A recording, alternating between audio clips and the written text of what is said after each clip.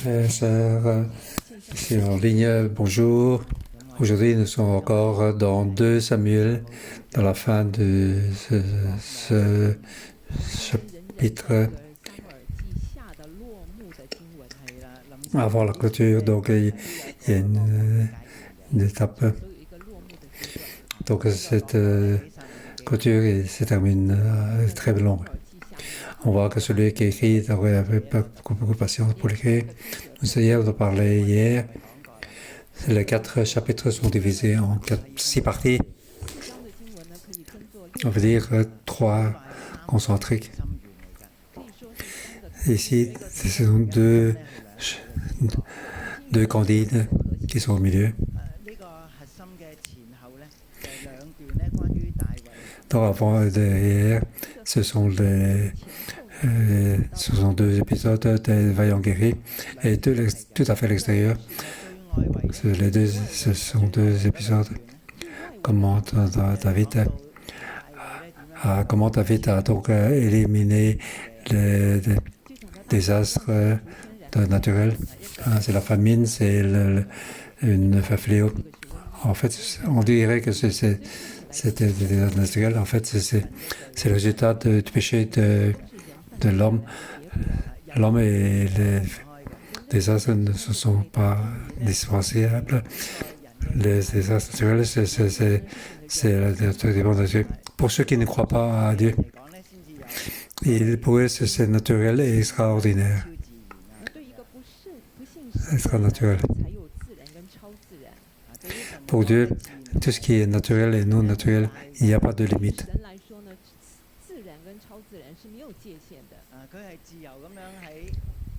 Il est librement entre le naturel et l'extraordinaire. Il navigue entre les deux. Nous vivons dans un milieu extraordinaire. Nous avons notre corps. Enfin, nous vivons dans ce monde extraordinaire, dans un monde spirituel. Car nous avons un esprit.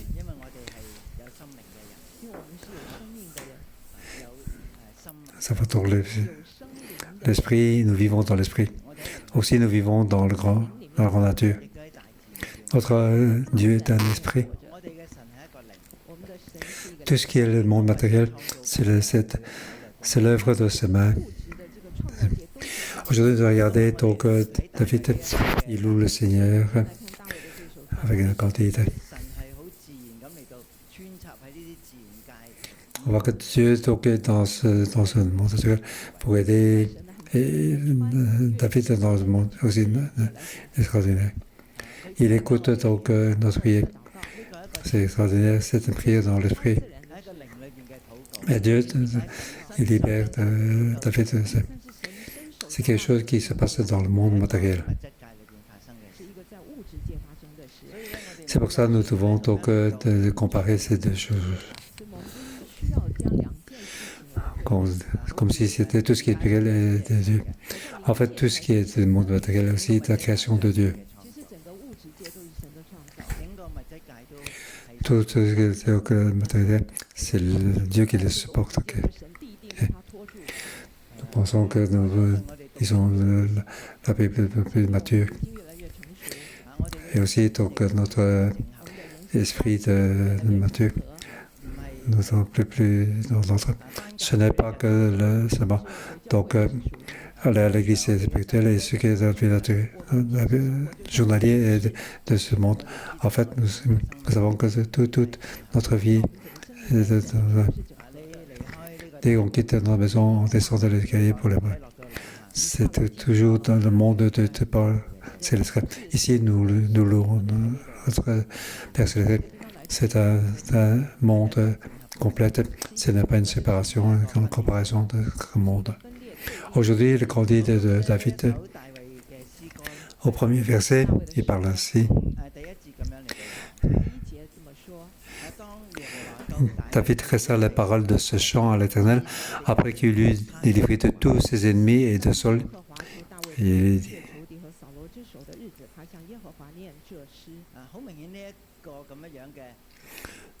Ce titre, c'est celui qui écrit l'écrivain qui l'a donc ajouté. Donc David a expérimenté tout ceci. Alors il a donc chanté ce scandide pour l'Éternel. Ce scandide se trouve aussi dans le psaume 18. Ici, on délivre donc tous ses ennemis et de Saul.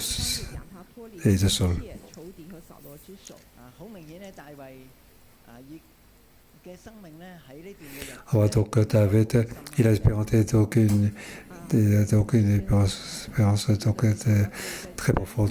Il était pourchassé sans cesse. Il était dans des routes très étroites, aller jusque dans l'endroit sans issue. Lorsqu'il donc crie Dieu, alors Dieu l'a aidé. Donc ici, c'est de sa vie, la conclusion de sa vie qu'il a écrit. Ce n'est pas donc un chant qui vient qu'on a créé dans la chambre. C'est depuis des années, donc après pendant des années, arrivé dans des situations très, très pénibles. C'est ainsi qu'il s'est sorti ce candidat.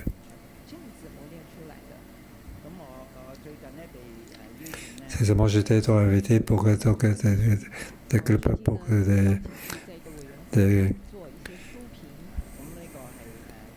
pour donner des avis. C'était un livre, impression de livres chrétiens. Il y a donc une dizaine de livres qui sont sortis. Et je trouvais que celui qui est le mieux écrit, j'ai discuté avec les autres jugements. Que l'écrivain a expérimenté une vie très pénible. C'est pour ça que ce qu'il écrit est plus profonde. Ce n'est pas donc de battre. Tout ce qu'il a écrit, donc il a pensé lui-même, il a donc ce qu'il a vu. Il a pas de l'écriture et des dessins pour s'exprimer. Nous devons repousser toute cette période la plus difficile et plus compliquée. Même si cette période devient très pénible pour nous. Enfin, on peut dire que toute expérience est dans Dieu. Il peut tout faire tout pour devenir bénédiction et pour devenir des miracles. David avait un tel candide, un psaume. C'est ce qu'il a eu comme expérience dans sa vie. Bien sûr, nous pouvons être jaloux de ça. Donc, demandons à Dieu que cette chanson puisse nous toucher. Pas seulement toucher dans notre vie, nous toucher toute notre vision de l'humain. S'il n'y a pas de vent, il n'y a pas de pluie, il n'y a pas d'arc-en-ciel. Nous sentons que si on est jaloux des arc-en-ciel, ça n'a pas de sens. Nous devons demander à Dieu pour nous protéger, pour nous couvrir. Donc, malgré les tempêtes, nous pouvons croire en lui. Ceci a été très bien écrit. De ces 51 versets, je peux diviser en 6 parties. C'est donc 2 centrales. C'est 21 à 25.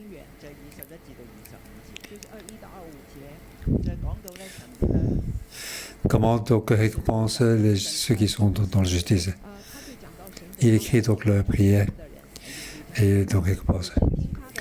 Et le 26 à 28, c'est comment donc il traite l'homme avec intégrité. Donc entre ces deux, donc c'est fondamental. C'est le verset 4 à 20.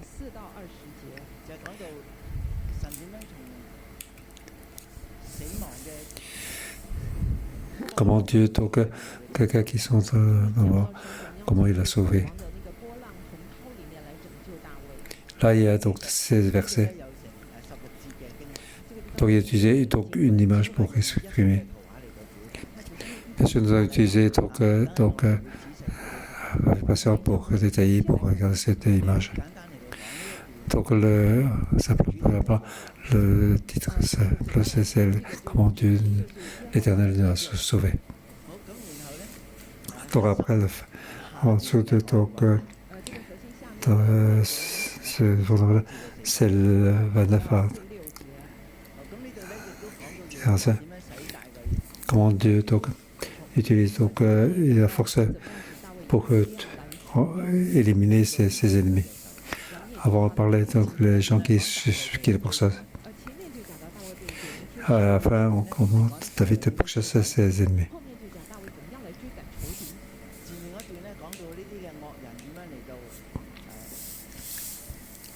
D'abord, comment ces méchants, comment ils détestent David.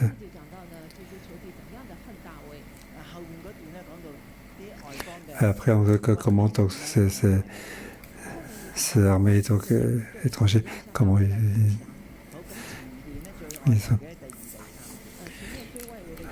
Donc au début, on parle comment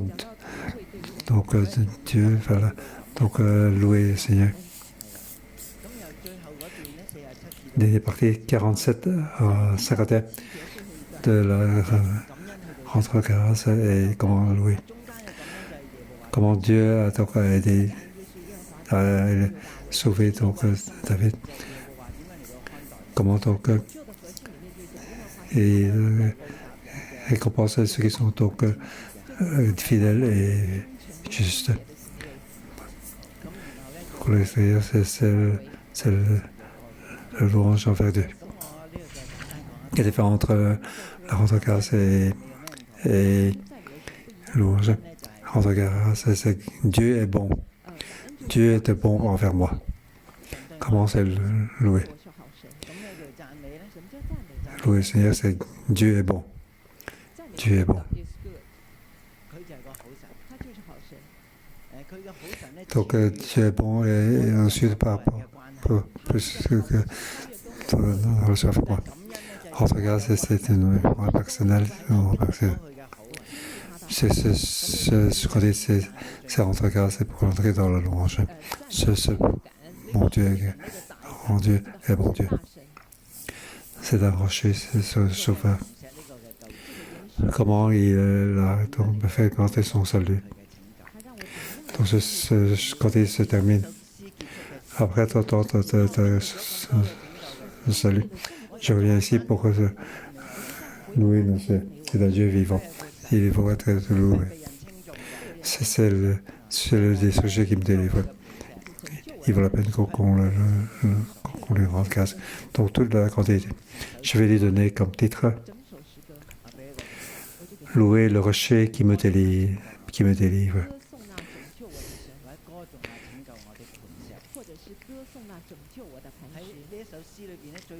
Ici, dans le c'est pour écrire le Dieu de Dieu.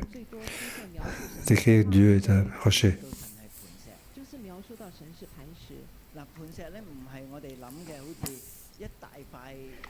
Ce rocher, c'est un grand rocher qu'on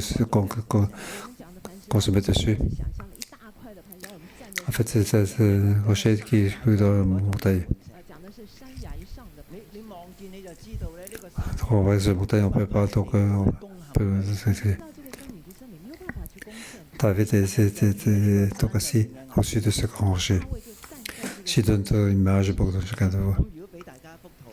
Avez-vous déjà entendu un certain une montagne qui est une montagne très haute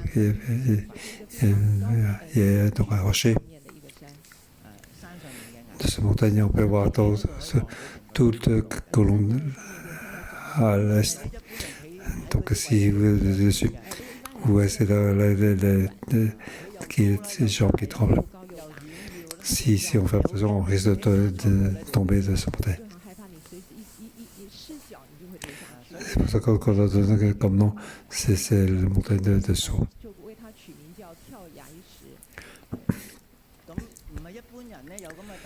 La plupart des gens n'ont pas le courage pour aller jusque sur le haut de ce montagne.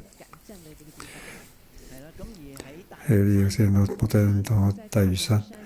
Il y a aussi des trucs semblables. Beaucoup de gens vont là-bas pour avoir caché sur sa carte. C'est un endroit très important. Quand vous êtes aussi, vous avez peur de tomber. Ceci, c'est aussi l'expérience de David. C'est ainsi qu'il regarde Dieu. Dieu l'a mis dans ce sort aux montagnes au-dessus. Au verset 34, il rend mes pieds aussi agiles que ceux des biches. Il me fait tenir debout sur les hauteurs. Donc Dieu a fait tenir debout sur les hauteurs. C'est David dans la montagne de David, c'est là qu'il était un peu battu. Malgré que comment l'armée de Saul était autour de lui. Mais il a des pieds aussi agiles que ceux des biches. Et facilement jusqu'à la hauteur de la montagne. Et il dit que donc, Dieu est mon rocher. Si on peut, verset 2 et 3, aussi il a aussi. L'Éternel est mon bouclier, est un abri, mon rempart. Il est donc mon rempart, mon refuge. Donc c'est le rocher qui est sur la montagne. C'est mon bouclier, mon libérateur, la forteresse. Donc le bouclier, c'est-à-dire, il permet d'éviter les flèches de l'ennemi. Il faut être à le bon endroit. Il ne faut pas être devant le bouclier, mais derrière le bouclier. Il est mon bouclier. Quand les flèches de l'ennemi arrivent, le bouclier va me protéger. Celui qui sauve c'est ma force, c'est ma forteresse, c'est mon libérateur. Donc cette forteresse, on voit partout. Tu es mon sauveur, tu me permets de sauver des ennemis.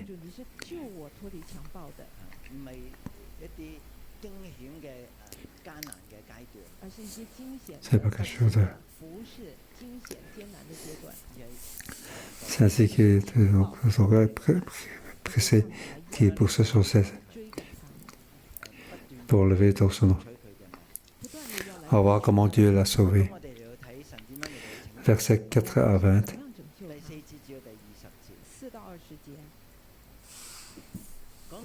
Comment Dieu t'aura créé et délivré de ses ennemis. En fait, ce n'est qu'une image. Oui, les flots de la mort m'avaient enserré et le torrent dévastateur m'avait épouvanté. Dans les torrents dévastateurs. On voit donc l'eau est au-dessus de mon poitrine. Je ne peux plus marcher. Si on ne sait pas marcher, on risque d'être noyé. Dans ce grand danger.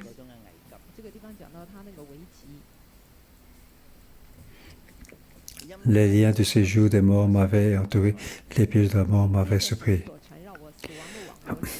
La mort, c'est comme un network pour nous attraper.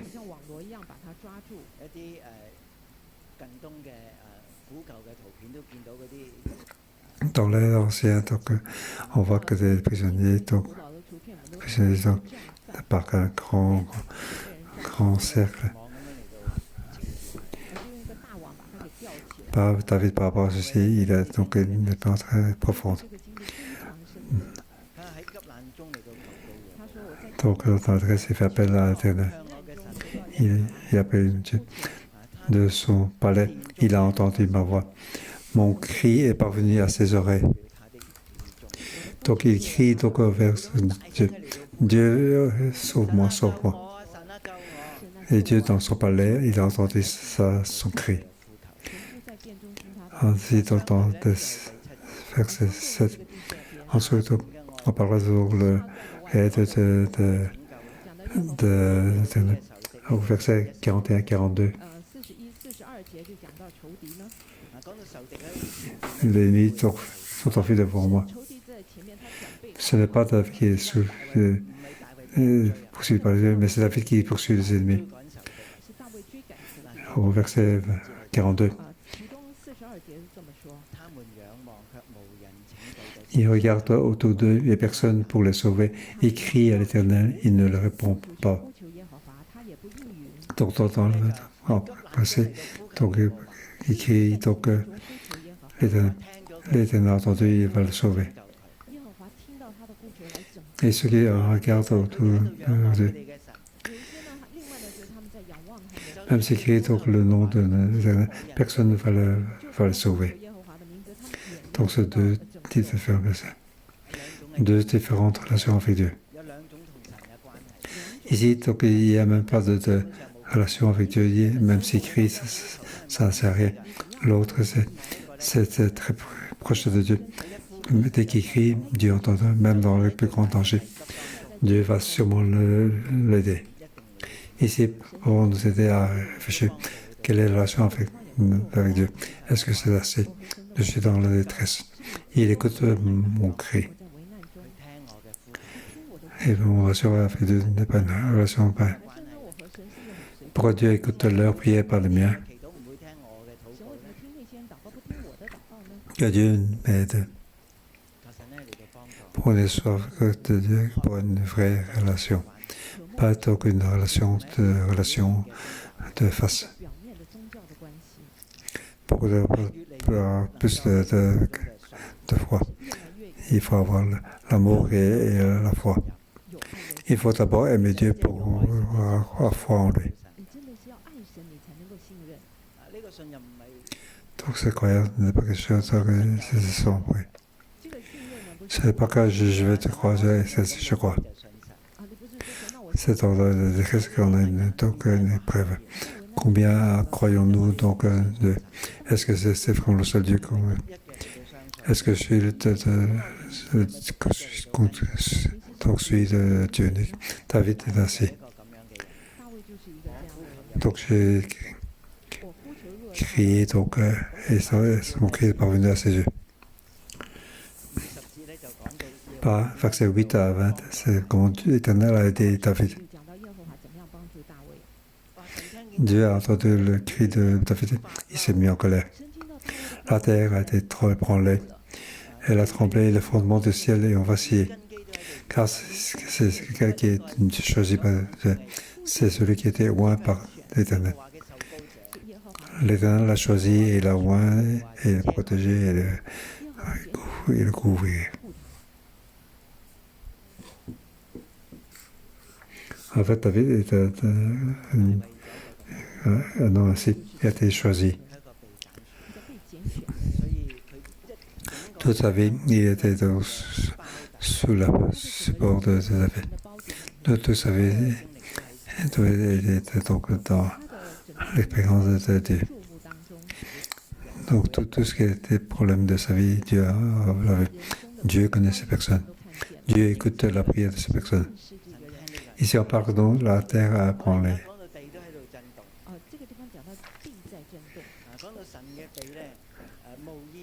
Une fumée s'est levée de ses narines et un feu de force sur sa bouche. Donc, Dieu est long à la colère, on parle de Dieu avec un grand Dieu. Il n'est pas facile à la colère. Mais si Dieu est en colère, donc là, une fumée s'est levée de sa narine et un feu dévorant sortait de sa bouche, avec des charbons embrassés.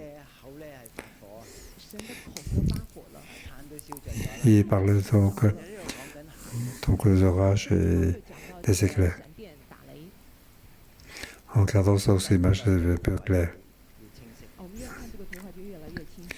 Il a incliné le ciel et il est descendu une épaisse nuée sous ses pieds. Vous savez, planté beaucoup de grands pluies, c'était hier. C'est pas seulement ces extrêmes noirs. Et les nuages sont de plus en plus bas, les nuages plus bas. Il y a beaucoup de bruit. On était en train de rentrer à la maison.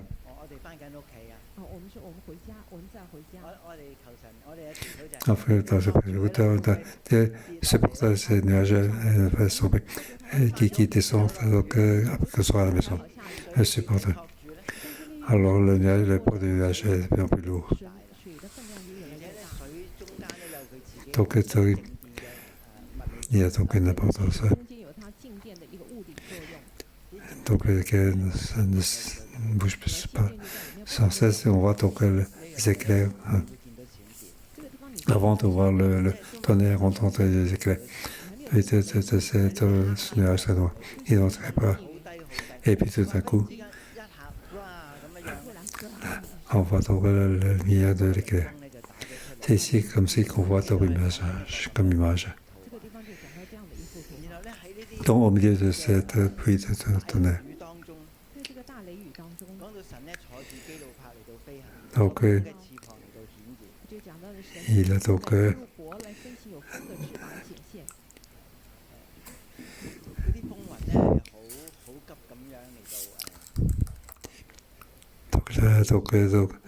depuis de chérubins et sorti beaucoup de force depuis. Si vous avez expérimenté l'orage d'hier, vous comprenez. On va il n'a pas de limite naturelle. Tout est de la création de Dieu. Tout c'est le nuage, c'est l'œuvre de Dieu.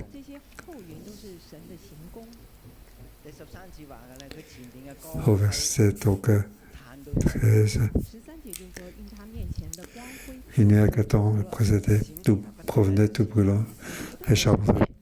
Verset 14, l'Éternel a tonné du haut du ciel, le Très-Haut a fait retenir sa voix. Il en a lancé des flèches et dépensé ses mains. Donc c'est seulement au milieu des nuages. Au milieu des nuages, il fait des éclairs. Donc en fait, il a lancé des éclairs et les a mis en déroute. Ces images, dans l'histoire d'Israël, on voit donc souvent que ce soit les batailles de Joshua, de Déborah. Et là, il y a eu donc des tonnerres et des éclairs. Pour donc dérouter les ennemis d'Israël. Verset 6. Le fond de la mer a apparu, les fondements du monde ont été découverts, la menace de l'Éternel au souffle de ses narines. C'est au-dessus de notre imagination. On dirait donc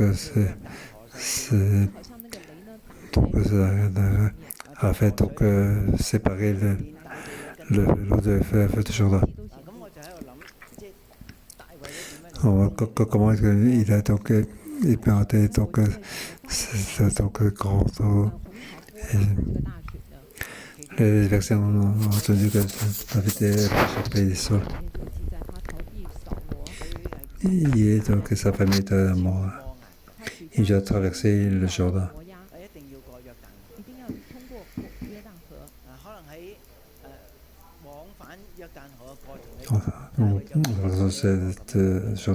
Il a donc vu cette miracle, l'œuvre de Dieu.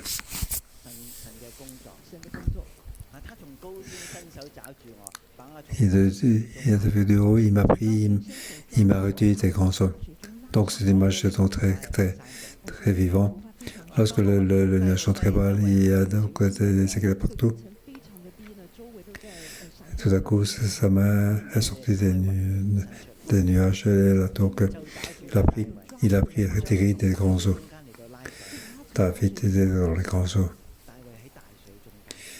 Donc du ciel, il a tiré sa main pour le tirer des grands eaux. Il m'a délivré de mon espoir puissant, de mes ennemis qui étaient plus forts que moi. Il m'avait surpris lorsque j'étais dans la détresse, mais l'Éternel était mon appui. Donc, l'Éternel qui était mon appui. Il m'a mis au large, il m'a sauvé parce qu'il m'aime. Peut-être qu'il était des autres en pays d'arriver sur terre de Moab. Il peut établir donc sa famille.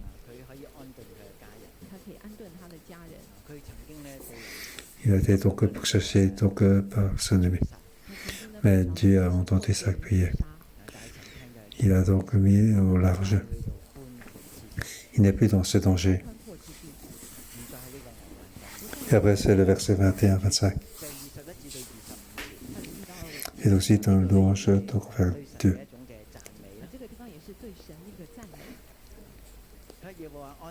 L'Éternel m'a récompensé de ma justice. Il m'a traité conformément à la pureté de mes mains. Et on voit que c'est David a exagéré. Comment on peut dire soi-même qu'on est juste et de la pureté de main. Verset 23. Tous ces règles ont été devant moi et je ne suis pas écarté de cette pression. J'ai été intègre envers lui et je me suis tenu en garde contre mon péché.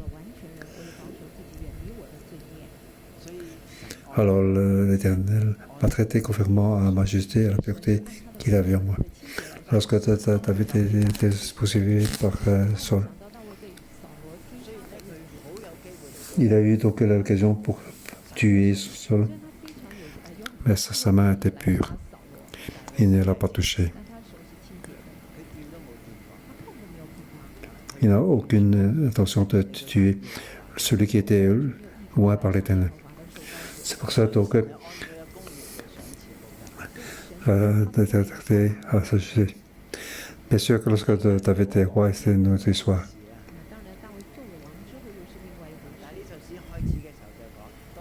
Ici, on parle que de sortir toutes ses ennemis et aussi de la main de Saul. En fait, dans ce temps-là,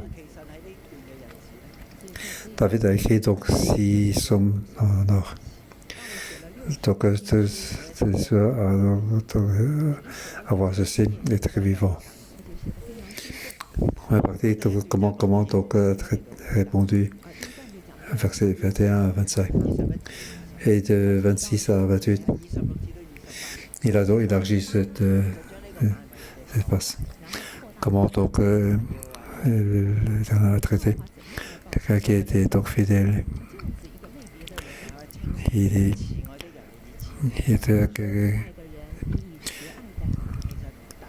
donc était que celui qui est fidèle, tout le monde fidèle.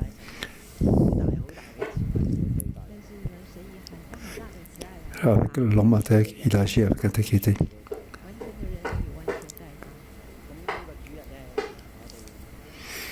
Donc ce dimanche, on a parlé donc de Genèse chapitre 17, de la lecture d'un homme intègre. Lorsque il est possédé par terre,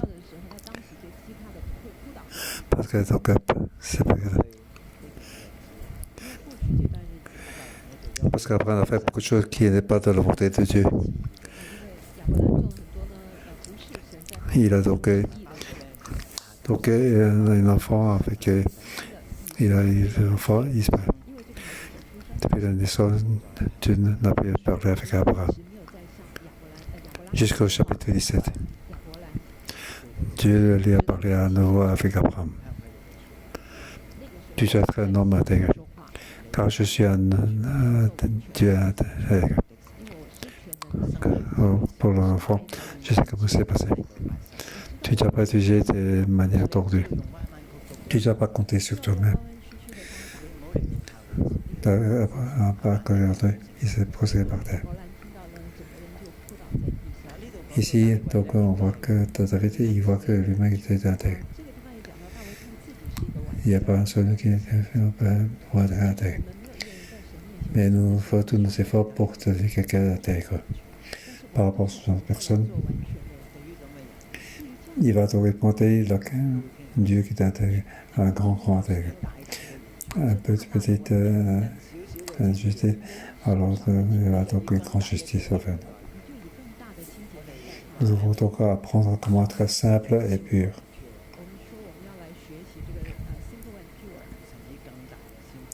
Dieu va dire une simplicité et une grande pureté pour traiter avec nous. Dieu n'est jamais torturé envers nous. Il est direct, mais aussi très large. Ceux qui sont tordus, il va se traiter de manière tordue. On va donc en partie B, c'est le verset 29 à 46. Ici, on parle donc David poursuit son ennemi. Il n'est plus poursuivi par son ennemi. Donc après qu'il est donc roi, comment il a battu les Ammonites et les Philistins par rapport à ces ennemis qui sont plus forts. C'est pour répondre à cette partie avant.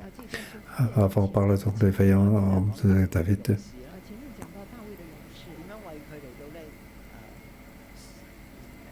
Comment il a donc battu donc, les géants des Philistins. À ce moment-là, Amasa a dit à David, tu as pu sortir avec nous pour la bataille, pour éviter que la lumière de Israël soit éteinte. Justement, dans cette partie, comment David a vaincu ses ennemis, les étrangers, pour que l'Éternel le sauve. Il parlait de la lumière de Dieu. Au verset 29, oui, tu es ma lumière éternelle, et éternel éclaire mes ténèbres. Dans le top, c'est pas là qu'on parle de lumière. Ce n'est pas une lampe qui s'allume.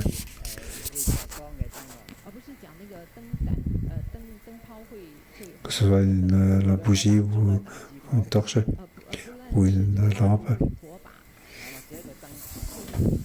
Donc, toutes ces lampes, on peut allumer. Donc, c'est pour éclairer. Mais la lumière peut bouger comme si c'était vivant. C'est une lampe vivante.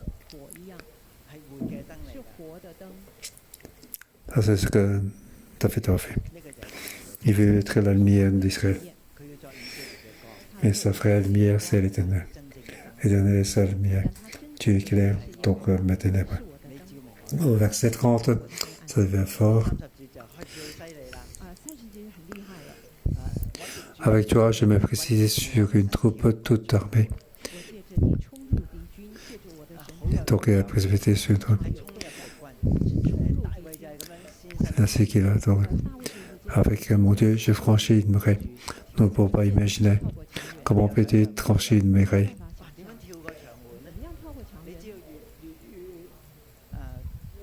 Ça veut dire comment les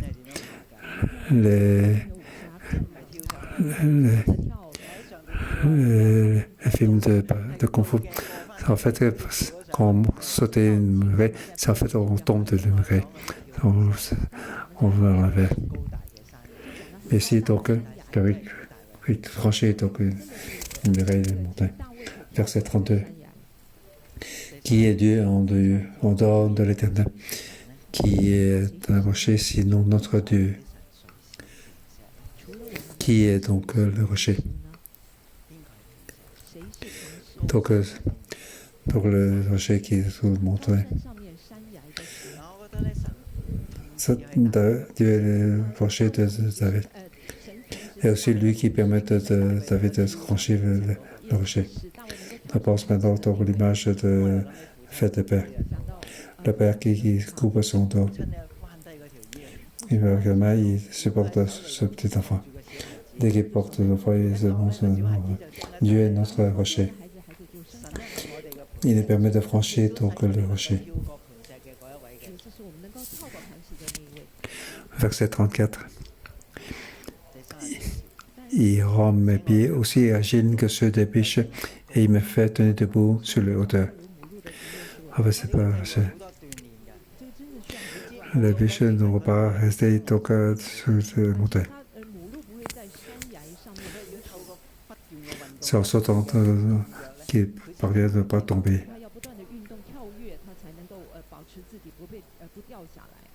Quand il saute, il y a des sables qui permettent de se trouver. Avant que le sable se tombe, il saute à un autre endroit. Si on veut donc rester stable, on risque de tomber. On ne peut pas rester stable. Il faut sauter sans arrêt jusqu'à un endroit donc stable. Ah, c'est ce que font les biches. C'est ce que donc David donc exercice. Il faut donc sauter agilement sur le haut moteur. Comment donc Dieu donc aide donc ses mains pour le combat. Et ses captants l'arc en bronze. C'est très lourd, on ne peut pas donc tirer facilement. Mais Dieu lui apprend comment tirer l'arc. Tu me donnes le bouclier de ton salut. Tu deviens, et je deviens grand par ta bonté. Donc c'est donc la bonté qui permet de tirer l'arc. Ce n'est pas par sa force. C'est l'Éternel qui le tire. C'est donc cette force qui peut tirer l'arc. Donc utiliser la force, ce n'est pas quelque chose d'exercice.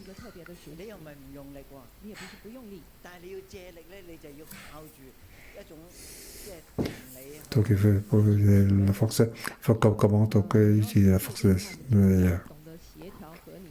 Si on utilise trop de force, on ne peut pas utiliser la force des autres. Ne pas utiliser la force, on ne peut pas faire cette force.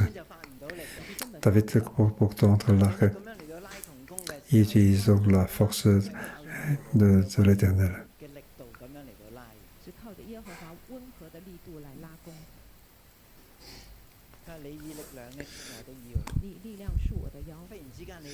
Tu te forces l'appui dans les endroits donc très difficiles. Alors, on peut forcer, on dirait quelqu'un qui supporte mon tranche. Il n'utilise pas trop de force, mais il faut utiliser sa force pour donc marcher devant. Utiliser sa force pour monter vers le haut. C'est la force que Dieu nous donne. C'est la force qui devient de cet esprit. Nous devons utiliser donc cette force et pas utiliser notre force. C'est assez qu'on peut se battre, c'est assez qu'on peut sauter, on peut courir. Et en utilisant la force de Dieu, c'est pour donc battre. Et on voit donc les ennemis qui sont en train de s'enfuir. Alors on peut donc poursuivre.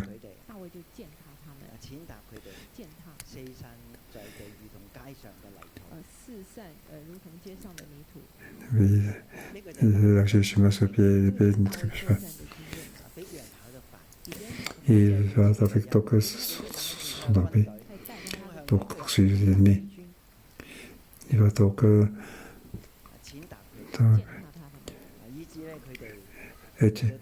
verset 44. Tu me délivres des révoltes de mon peuple, tu me gardes à la tête des nations, un peuple que je ne connaisse pas. La relation entre David et l'Éternel. Les étrangers, ils obéissent au premier. Donc, Dieu veut qu'il soit donc le chef de toute nation. Dieu veut qu'il soit le chef suprême. Comment compter sur lui? Pas compter sur sa force. C'est notre relation avec lui. Comment il nous élève pour devenir le chef suprême de tout.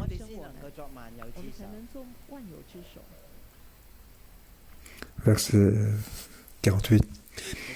C'est le Dieu qui m'accorde la vengeance, qui m'a servi des peuples. Il me fait échapper à mes ennemis. Il est au-dessus de mes affaires, tu me sauves de l'homme violent. Verset 49. Tu m'élèves au-dessus de mes adversaires, tu me sauves de l'homme. C'est une image de bataille. est aussi une image de la Père. Comment le Père, donc sur c'est chante du livre. Dieu va le soulever. On va mettre aussi de son épaule pour qu'il donne la victoire au-dessus de tous ses ennemis. C'est pour ça que David dit. Donc, c'est pourquoi je te louerai parmi toutes les nations, éternel. Je serai la gloire de ton nom. Verset 51. Il accorde de grandes victoires à mon roi. Il agit avec pour ceux qu'il a désigné par Dieu envers David et sa maison pour toujours. Donc, c'est donc la bataille pour la présence de Dieu. Donc, c'est donc la bataille pour exprimer la présence de Dieu. Donc, c'est la bataille pour exprimer la présence de le salut de Dieu. Ce peuple était poursuivi par ça. Il ne pouvait ne pas s'enfuir. Il voulait donc que toutes les nations soient entrées dans le repos. Donc, il a donc calmé tous les étrangers qui attaquent Israël. Donc, il a fait pour David et pour sa descendance pour toujours. Nous allons être ici. Nous allons donc louer notre Seigneur.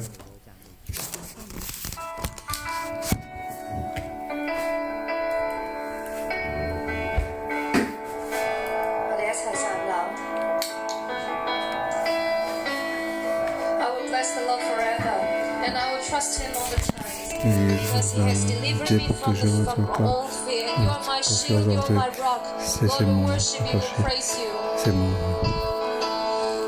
forteresse, il faut le louer.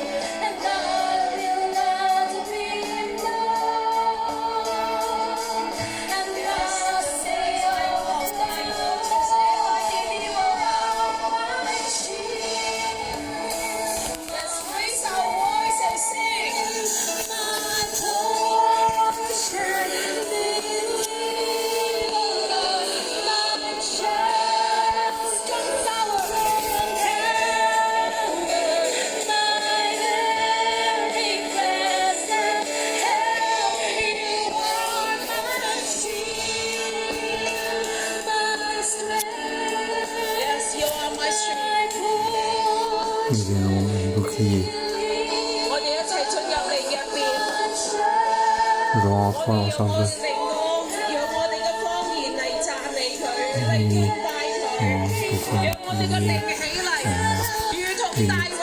Tout comme David le fait.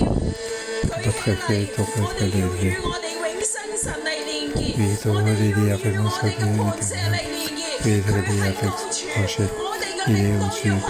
Et notre esprit doit aller en haut. Oui, nous allons c'est notre salut avec toi. Nous allons batailler avec lui. Oui, on entend dans la prière de ça. Oui, que notre vie soit élevée. Oui, que nous allons aller avec toi. Oui, nous allons louer. Nous allons t'adorer. Oui, nous allons pas t'écrire. Oui, nous allons venir après. Oui, nous faisons nous louons notre Seigneur. Notre éternel, notre rocher. Et mon rocher. Et mon Père, notre Père. Mon Sauveur. Oui, mon Dieu, c'est ce que je compte. C'est mon bouclier. Oui, c'est celui qui me délivre. Et toujours. Oui, dans le psaume, Dieu pour le louer. Nous allons rendre avec Dieu. Oui, c'est mon Dieu. C'est mon rocher. Ce n'est pas que je le savais. Ce n'est pas que vous l'avez fait. C'est aussi ton effort et c'est mon déclaration. C'est vraiment une relation étroite avec nous.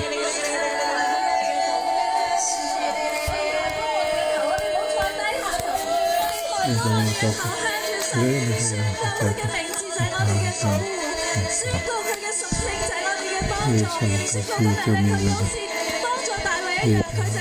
comme il a aidé David, il est notre sauveur, notre Dieu, notre rocher. Et c'est le contre le péché, c'est notre bébé, c'est notre refuge. Oui, on s'abonne. Oui, on pour prier. Oui, levons notre tête. Oui, que la main de l'excellence vienne nous aider.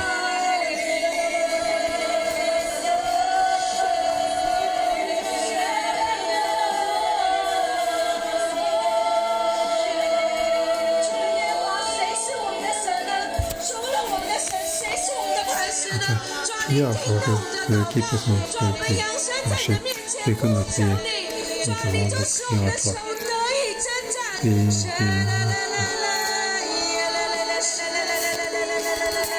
bataille pour nous.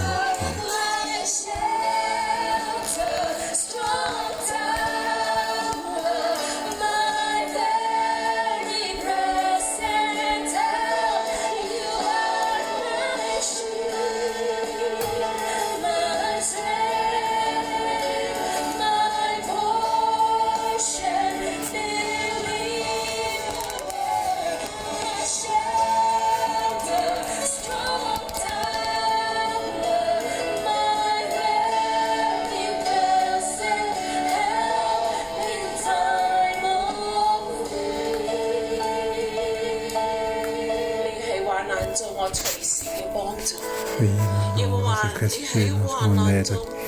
Oui, en votre détresse, tu es mon aide au moment. Oui, tu es vraiment mon aide. Quel que soit sur place ou en ligne. Et beaucoup de nous sont dans la maladie. Oui. Dans mon groupe, il y a 2 personnes qui sont à l'hôpital.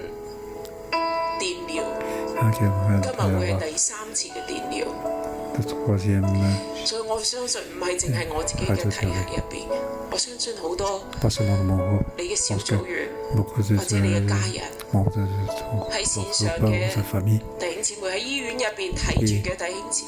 pour tous les frères et sœurs qui sont dans l'hôpital, ils sont dans les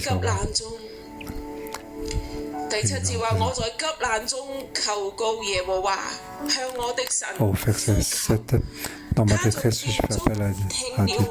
J'ai appelé mon Dieu de son palais, il a entendu ma voix. Mon cri est parvenu à ses oreilles. Et pour toutes les personnes qui sont en détresse dans la maladie, qui sont en bataille, ils sont dans la persécution. Et prions pour ces frères et sœurs.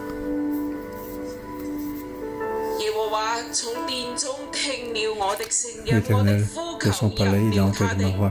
Mon cri est parvenu à ses oreilles.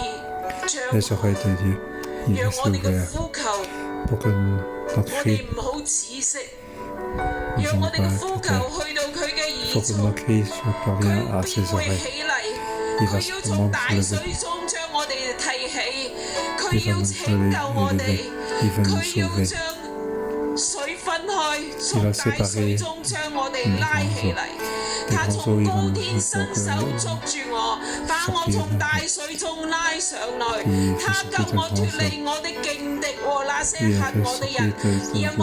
fait sortir de même s'ils sont plus forts que nous.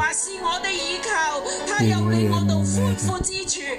Il est au-dessus, il m'aide pas. Il va faire我哋一齊同聲開口，係為急難中喺你知道病患中嘅弟兄姊妹嚟呼求，嚟呼求。主啊，你聽我哋呼求嘅聲音。主啊，你拯救你所喜悅嘅人，你拯救你嘅兒女。佢哋喺急難當中，佢哋喺醫院入邊，佢哋喺病床上邊。佢哋係被災難追趕當中。Ils sont tous rattrapés par la détresse. Oui, Dieu. 你嘅聲音。Oui. 斥責一切嘅仇敵。Oui, 斥責一切嘅仇敵。耶和華的斥責一發，鼻孔的氣一出，海底就出現，大地嘅根基也顯露。我哋一齊嚟呼求。Les fondements du ciel sont vacillés.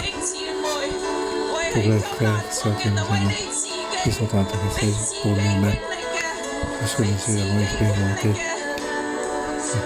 nous expérimentons.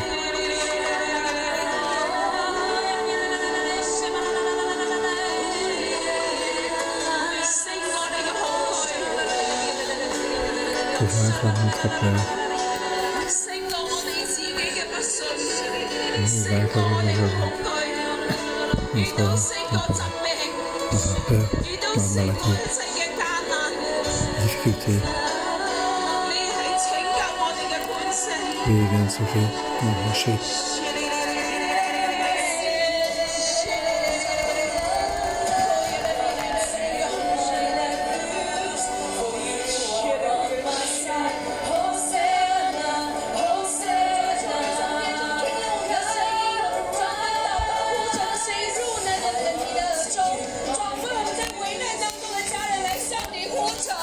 Tous les familles sont dans ce pays, pour te aider, pour sortir de la maladie et pour les difficultés, et toutes nos prières.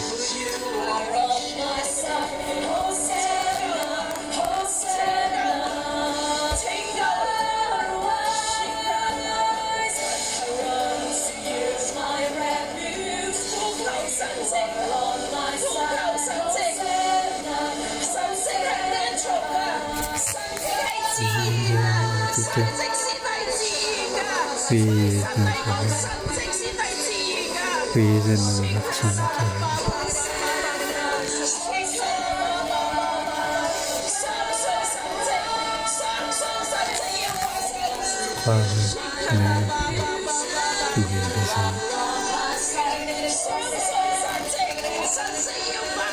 Oui, croire oui, les miracles appartiennent à Dieu, et les miracles sont de Dieu.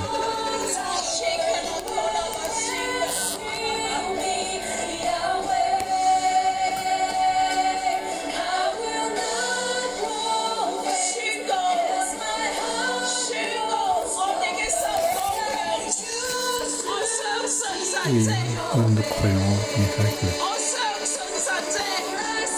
croire au miracle.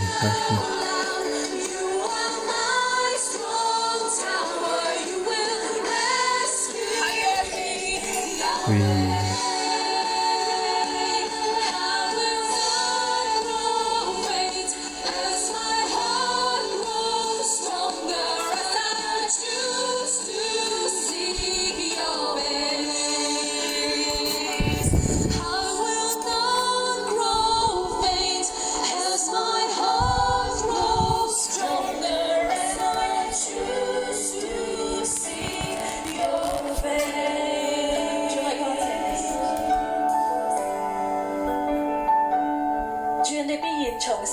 裏邊去拯救我哋，主啊！並且你係幫助我哋，讓我哋能夠喺爭戰裏邊得勝嘅手。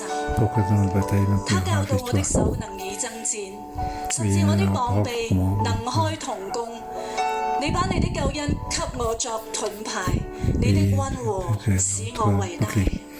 好唔好？弟兄姊妹，我哋閉上眼睛。我哋求聖靈嚟到充滿我哋，幫助我哋。以至縱然我哋嘅手係軟弱㗎，我哋係無力㗎，但係聖靈就係咁樣嚟到觸摸我哋。無論喺線上面嘅弟兄姊妹，你而家經歷緊艱難，甚至你就喺呢個嘅困苦喺死亡嘅邊緣裏邊掙扎中，神使我哋尚有一口氣嘅時候，尚有一點點嘅力氣，神要使我哋偉大。我哋呼求聖靈，呼求聖靈充滿我哋，教導我哋嘅手能夠爭戰，教導我哋嘅口能夠宣告神嘅話語，教導我哋嘅手，我哋嘅腳再一次嘅可以好似母鹿咁樣嘅跳，一路嘅嚟到奔跑，一路嘅嚟喺高處裏邊安穩。我哋呼求聖靈，將我哋仍然係要靠神，我哋仍然係要呼求聖靈喺我哋嘅當中。我哋開聲嘅，無論你喺疾病嘅裏邊，甚至你經歷任何嘅艱難困苦，我哋宣告神讓我哋嘅手有力，我哋嘅腳好似母鹿一樣，我哋好似母鹿嘅蹄一樣，能夠穩行喺高處裏邊，因為聖靈教導我哋嚟到爭戰。聖靈將信心擺喺我哋入邊，聖靈將信心擺喺我哋入邊。c'est de croire, uniquement simplement croire. Dieu ne change pas. Oui, avant et maintenant c'est le même. C'est le même. Les miracles peuvent arriver. Est-ce que tu crois? Tous les frères et sœurs qui sont en ligne, est-ce que nous croyons? Oui, nous croyons en Dieu. Oui, nous croyons au miracle. Oui, Dieu, notre Dieu, le miracle, c'est quelque chose de naturel. Et tous les jours, il fait des miracles. Tous les jours, il nous supporte. Tous les jours, notre Église. Tous les jours, il nous oui, tous ceux qui aiment. Oui, tous ces enfants qui aiment, il les supporte. Oui, il les supporte. Oui, c'est le prière que nous ayons encore plus grand. Crois en toi. Oui, crois en toi. Oui, crois en toi. 神蹟係真實嘅，神蹟先係真實嘅，神蹟先係自顯嘅，神蹟正正就係神自己。主啊，我哋就喺嚟到你面前。Oui, Seigneur, nous venons devant toi. Nous croyons en toi. 相信你，甚至聖靈都喺我哋當中，用說不盡嘅嘆息。為我哋嚟禱告，為我哋嚟禱告。將我哋手放喺心上嘅時候，我哋話我哋信，我哋信。疾病要離開，就算喺疾病當中，我哋相信神蹟就要發生。在信嘅人。沒有難成嘅事，在全能嘅神裏面沒有難成嘅事。我哋喺全能嘅神面前沒有難成嘅事，喺全能者面前沒有難成嘅事，一切都可以嚟成就，一切都可以嚟成就。Anything too difficult? No， 一切都可以。一切都可以。主，我哋相信你。你係活神，你話是活神，我哋磐石被人眾稱頌，願我哋磐石被人稱頌，願神那拯救我的磐石被人尊崇。神你係尊崇，我要尊崇你，我要尊崇你。耶和華賜極大嘅救恩給他所立嘅王，施慈愛給他的受膏者。主你施慈愛啊！我哋相信你，我哋一齊嚟敬拜，用呢首歌上宣浪，宣告佢仍然作工。聖靈喺我哋當中，聖靈喺我哋當中，繼續嘅進度。